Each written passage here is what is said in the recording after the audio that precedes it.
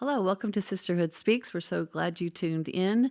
We love hearing the voices of girls all around the world, and today it's a girl in our city who we just love and just met not very long ago, but it was just instant appreciation for Shelby Myers. She works at Fox 10. So tell us a little bit about what you do. So I am the 3 o'clock co-anchor, and I also co-anchor the 4 o'clock show. And we just launched the 3 o'clock show a couple of months ago, and it's really just an opportunity to kind of do more of what we're doing right here. We turn that, instead of just being news, into more like a conversation, and we talk about hot topics, things we're watching on Netflix, and I get to share pictures of Baker, my son, and so it's been a fun show that I've had the chance to be more creative with. And then the 4 o'clock show I co-anchor is more news. And then I usually will tell a story. I'll report on a story for the 5 o'clock show. So I've been here for 6 years at Fox 10, and it's my hometown, so to speak. My family gets to watch me every night, and so that's really cool. Oh, awesome. I love stories. I mean, one reason we actually, Rose kept telling me, my daughter, you got to start a podcast. And I was like, I don't even listen to them. Well, then I got into them, and then I thought, literally, you can learn so much from other people's stories. And even more than just entertainment, you can really take something away from it. So we actually started it before COVID, and we were just doing it because she said it'd be a great thing. And then it really helped us stay connected to the girls in our city and around the world. And people started listening because I read, I think it's in John, it said that Jesus always had a story ready. And he knew that that's how people learned. And my grandmother was also that way. We would spend the night with her, and she always had the best stories. And so I think that you have a great story to share, and I just wanted our sisters to hear from it. So I know that you started out in Oklahoma and grew up a pastor's daughter, right? Started in Thomasville, Clark County. Okay. Yes, and my dad actually was in Louisiana first. I was born and lived there for a few short years, and we moved to Jackson and Alabama, and then we moved to Thomasville. So that's where most of my life was spent, in Thomasville. And yeah, Dad was the pastor at Pineview Baptist Church there, and so I was a preacher's kid, and people mess with you and pick on you. Oh, the PK, and they're the worst of them all. I heard that all the time and growing up, but I loved it.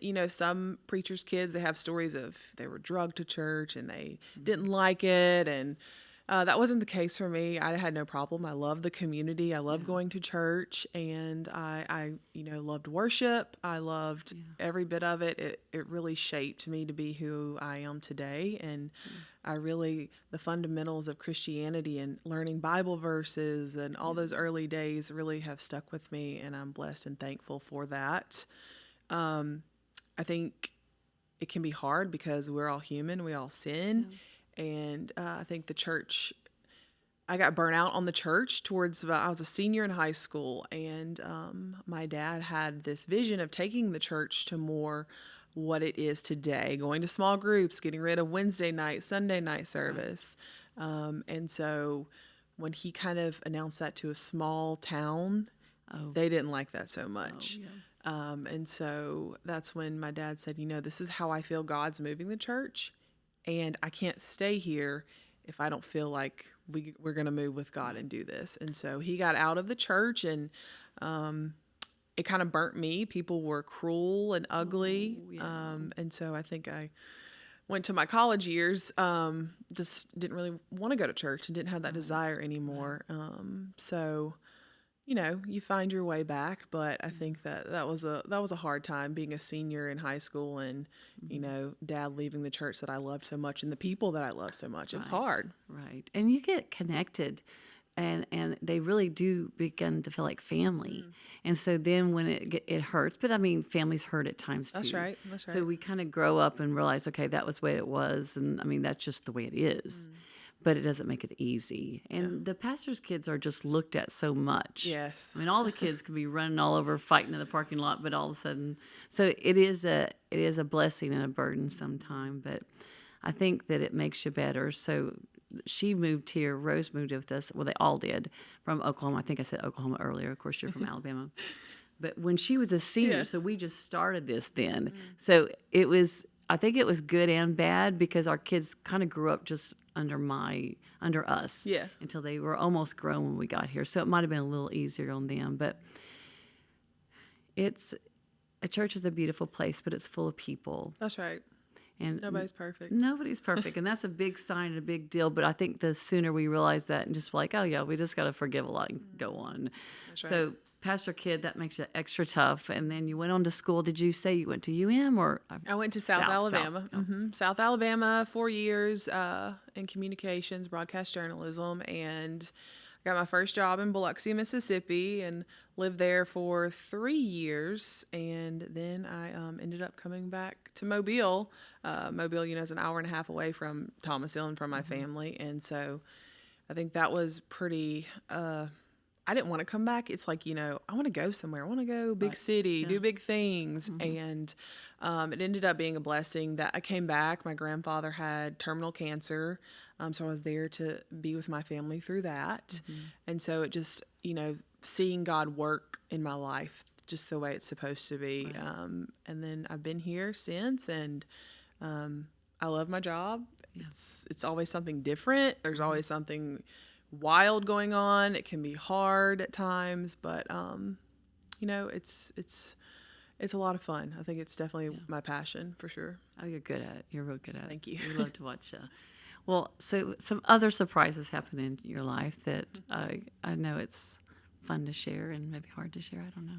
Yeah. So I've been, I'm open about my life. Good. So I don't mind talking about anything. I think my dad's like that. My dad's an open book. I'm like that.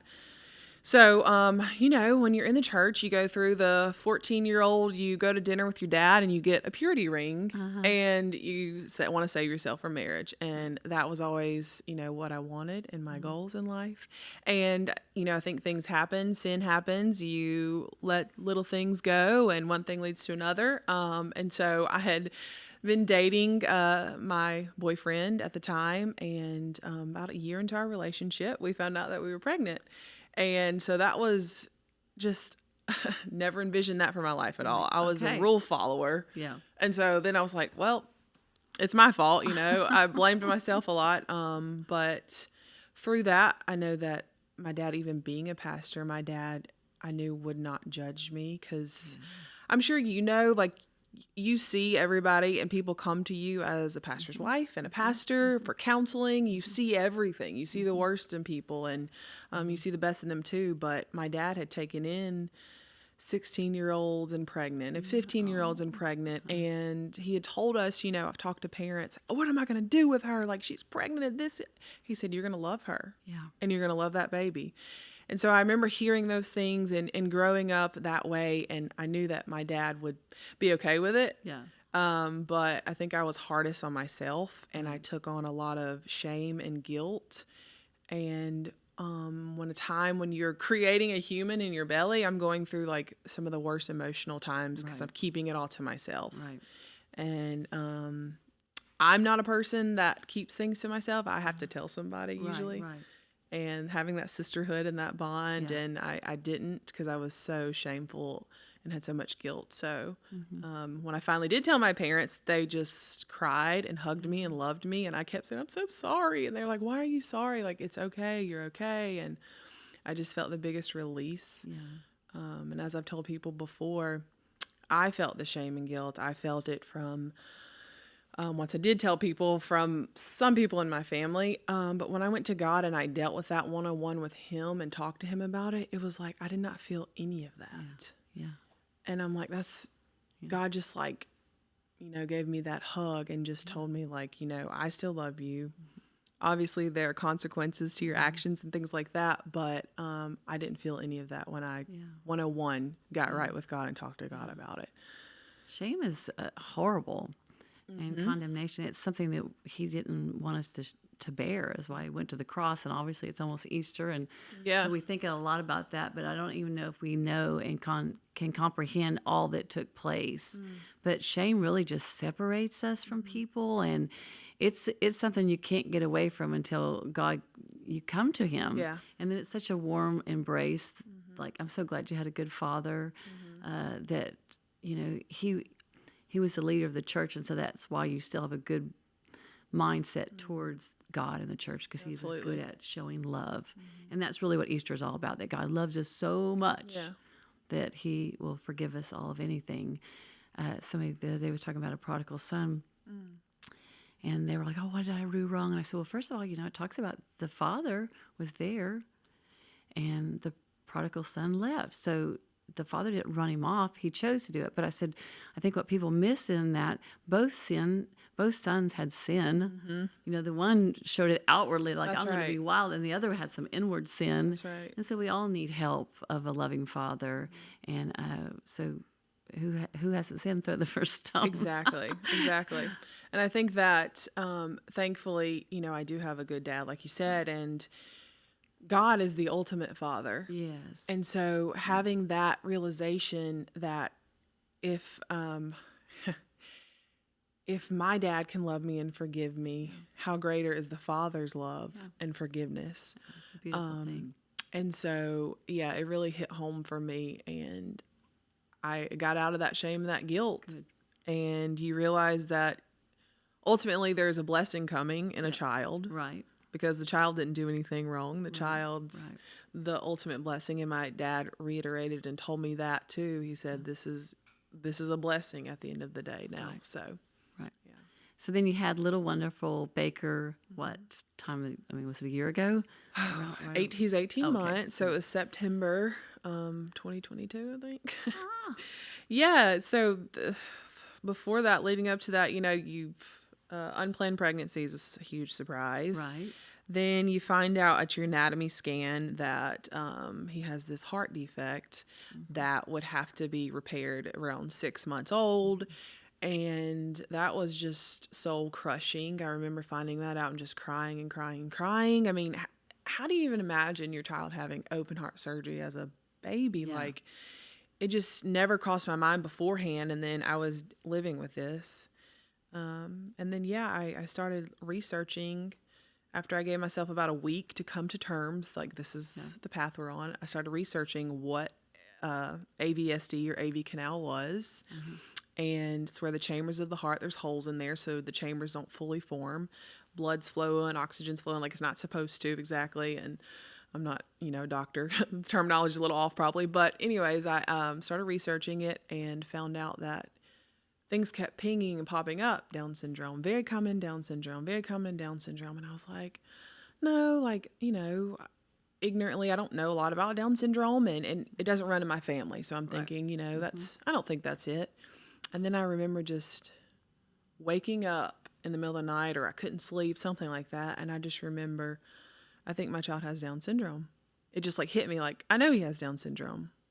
And so I think I remember just coming to that realization that things would be different. Right. And just having that emotional time and just coming to that realization, knowing in my heart of hearts that was what it would be. Right. And then the week before, didn't know it, but the week before I gave birth, we went to a maternal fetal medicine, which is a higher up OBGYN, and found out that Baker would also have an atresion of his stomach, which is his pancreas was wrapped around the stomach. Oh. So that means anything he takes in, it's not going to come out as easy as it's supposed to. So he would have to have immediate surgery so he could eat. So it was just like one whammy after another, and a lot of surprises, a lot of unexpected. But we had him September 2nd in 2022. And I mean, once that happened, it was like, it's been crazy ever since. Yeah. I didn't know that you saw some things beforehand. So, I went in for ultrasound when I was pregnant with Caroline, and they started saying there's something wrong with her kidneys. And so I had so many ultrasounds, and to be truthful, we prayed and prayed and prayed, and then whatever was wrong with the kidneys went away. So I'm like, whew, we're doing okay. We're going to be okay, So then she kept not coming though. And, we were like, what the heck? And so weeks late. So I don't know why they didn't just, they just didn't take it. We live away in the country. So she arrived weighing 10 pounds and 2 ounces. Wow. And just a fat little. In fact, the doctor said we barely got there, so I had to have the baby natural. And the doctor said, "Holy cow!" And I was like, "I've been telling you I'm miserable." You know, Yeah. you try to plead your case. Right. Yeah. But then all night long, just people came in and out and just started acting strange to me. And I just didn't know, and so the feeling. Yeah. And so I just took her home and thought, I don't care. I don't care what the rest of the world says. And this was, almost 30 years ago. So I didn't get as quite as a embrace as maybe you did.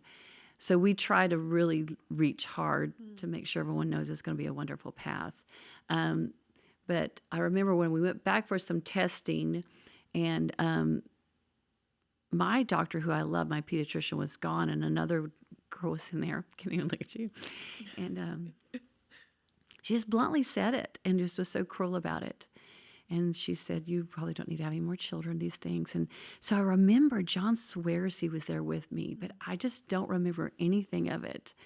And I just left walking to the park, walking to the halls and down the parking lot, and just thinking, I didn't, like they show those movies and it's so loud you don't hear anything. Yeah. I couldn't hear or feel anything. And all I just thought was, I'm going to get her and run away with her because I know I love her and I don't want the world to hurt her. So it took a lot. I really didn't have a loving father. And so what I dealt with was, this is somehow my fault. So I couldn't get past it. And because I was rowdy, my husband and his family are just perfect. My family is not. So if I'm going to run with Jesus, it's going to be all in. But when I run with the devil, it's going to be all in too. Yeah. I was one of those girls.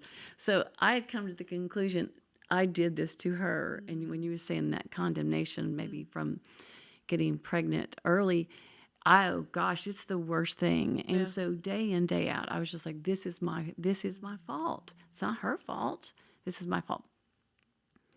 And so hard on myself. And it's such a dark place, isn't it? Yes. To feel so much shame. And so after a while, I thought, I got to get back to the Bible. I'm going to read the Bible. Because my grandma would always say, don't believe anybody else, but you can believe the Bible. So I started reading through the Bible. And in fact, I got behind in my reading. I always tell the kids I laugh, and then I would cuss because I would be behind. I was like, I got to get caught up. I got to read 30 chapters. I'm so behind. So I came to one chapter one day, and it was John. And I was reading through John. That was pretty good. You got through some of the hard things. And I got to John 9, chapter 9. And I don't know if you've ever read this part before. John 9, verse 1. The disciples were walking with Jesus, and they walked past a man that was blind. And they said, "Jesus, who caused this man to be blind? The sin of his parents or his sin?" Shelby, I couldn't go on. I was like, Wow. I know it's a hers. It's going to be my fault. Jesus is going to turn around. I had to shut the Bible. I was like, I can't take any more of this. So I had the bravery to open it up again. And Jesus turned to them and said, neither. And I tell people, it was like a 100-pound burden rolled off of me. Wow. So then I started living. Yeah. We started singing songs again, and we started living because I was like, Jesus is for us. Life is so messy. Isn't that the goodness of God? Like, Yes. yeah. Just that I would start to read the Bible again. So it's just like, life is messy, and he's here for us, and he wants us to know it's not our fault, that it's going to be good. So when we just let her just be her. Yeah. And when someone started calling her a Downs baby, I'd be like, no, I named her Caroline. That's right. Call her Caroline, That's or I'm right. going to punch you in the nose, because I had 4 brothers. And so we just started living our life, and they would tell us not to have any more babies. And so I remember sitting in the house, and they'd given me birth control. And I was like, I was just rebellious enough. Don't tell me what to do. So I took the birth control and threw it at the top of the cabinet at a house we were renting. I still would love to go back to that house and see if it's there. But that month I got pregnant. And then they found out it was twins. So she was only a few months old, and it was twins. So the entire time, why did you do this? This was so dumb of you. Da, da, da. So I really have a great sense of people that deal with abortions, with being pressured into it, because I felt so much pressure from people that I was doing a dumb thing. and had ultrasound every few weeks, and then they turned out healthy and happy.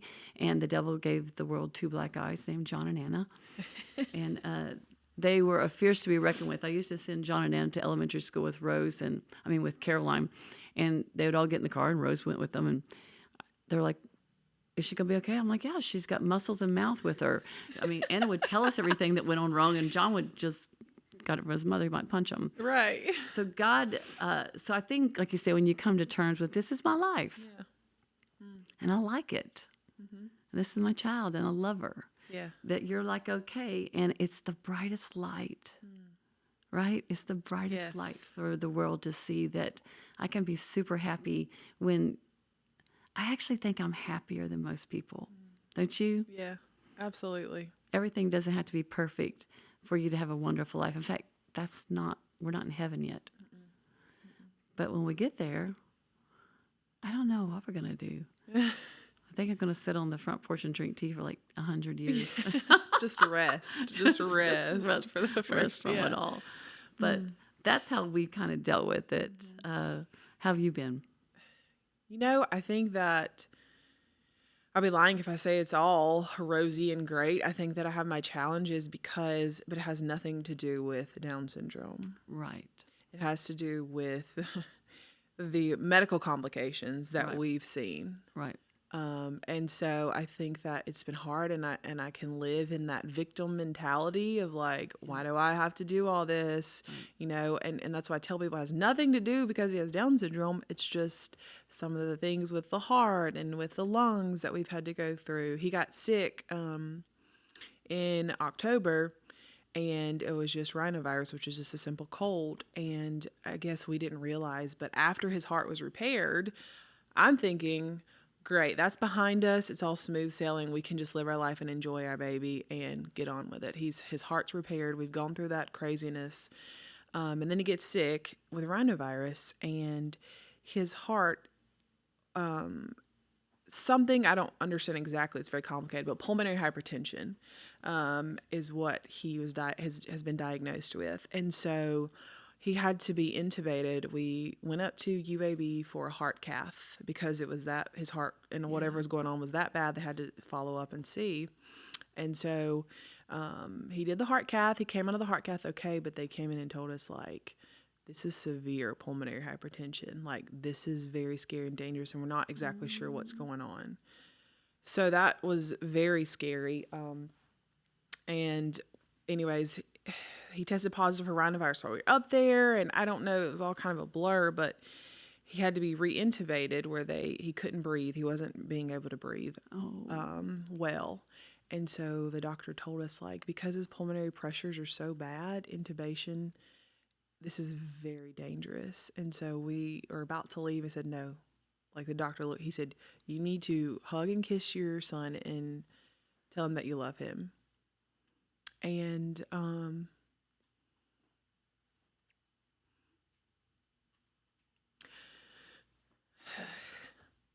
No, I'm sorry. it was the hardest thing that I've ever had to go through. And I just remember God, though, in that moment, being so scared and so worried. And, when people say you hear God's voice, it's usually in scripture, and God brings those scriptures back to you. I think that's how he speaks to us most. Yeah. But I think in that moment, I just hear like one word. When I've heard from God, it's usually one or two words. Yeah. And it was just like, okay, as in he's going to be okay. And yeah, so the doctor, they intubated him to give him that life-saving, put him on a ventilator so he could heal and could calm down. And the doctor told us, like, oh, your son took 15 years off of my life right then having to do that, but he is strong. Oh, good. He said, I didn't do anything differently, but your son is strong. And I was like, we know. We know. Yay. So, yeah, that was just in October, and he's on a lot of medications right now, and he has supplemental oxygen, but he was able to get over that hump, come home. We've done a follow-up heart cath, and things look a lot better. Good. So That's been the hard is the medical side of Right. everything. Right. And I give medicines throughout the day. And so it's hard and it can feel very lonesome because nobody, not even my mom being a mother, I go to her for things and she's like, I'm not sure. Or people are like scared because they're going to tell me something wrong because, being differently medically challenged is hard. But yeah, I mean, he brings the most joy. I think that babies in general do that, but I've never seen anything like this. And maybe it's just because he's mine, but he brings so much joy out of people and it's genuine. And there's like, I don't know, when he's around, there's just like forgiveness and there's just like wholeness and there's just like, Yeah, it's unbelievable. yeah. So it's the medical side is hard, but everything else has been just incredible because of him. And I think you're talking about social media. I'm thankful for it now because there are a bunch of mothers out there that advocate so hard because, and I feel for you in your time and times before that where abortion was pushed. Now we see these women who are out there showing off their children. And I think I've taken that on that I want people to know, even the doctors, when we go to UAB, I want them to know I love my kid. I don't care that he has Down syndrome. I don't care. I love my child and I want you to treat him just like any child because he should not be seen less. He should not be treated less. He should not be, because there were times where, our children weren't given life-saving procedures because their life wasn't valued. And that wasn't that long ago. Horrible. So I think that's I prayed. I remember before I got pregnant, I prayed. I said, God, make me less selfish. Because I think I got in a pattern and things like that. And I think that this is God's way of doing that. Well, you said that you prayed that God would make you less selfish, but probably since you love to share stories and you love people, he just knew you probably weren't as selfish. He just knew he could add some more to your story. Yeah. Because we get to talk to a lot of people, like you said, being pastors, and some of the best stories have been stories of struggle and triumph. I mean, it's not very interesting and it's not very, people that have had a perfectly easy life, it's very hard for those people to connect with people. And even Jesus didn't have an easy life, and the people that followed him didn't. And most people that follow him to this day aren't going to have an easy life.